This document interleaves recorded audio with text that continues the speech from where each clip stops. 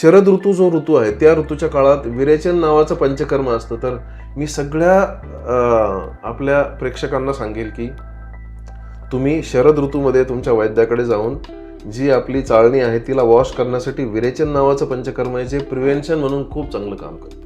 Liver detoxifying type. तर तुमच्या चांगल्या लिव्हरला चांगलं ठेवण्यासाठीची खूप मोठी प्रोसेस आहे ती. शरद म्हणजे विरेचन. October hit Yes. जसं मगाशी आणि विरेचन केल्याने सगळ्यांचं डिटॉक्स खूप चांगल्या पद्धतीने होतं. विरेचन हा लिव्हरच्या साठी खूप चांगला उपाय आहे. पण त्याच्यात मग मात्र की त्याच्या कंडिशन्स असतात की तुम्ही 1 फायब्रोसिस आहे, 2 फायब्रोसिस आहे, 3 आहे, की नंतर 4ला गेले, सिरोसिसला गेले. वेगवेगळ्या कंडिशनमध्ये मग त्याची साध्य असाध्यता बदलत जाते. तर म्हणून तुम्ही आजपासूनच चांगल्या पद्धतीचं आहार विहार ठेवणं हे खूप जास्त महत्वाचं आहे. ओके.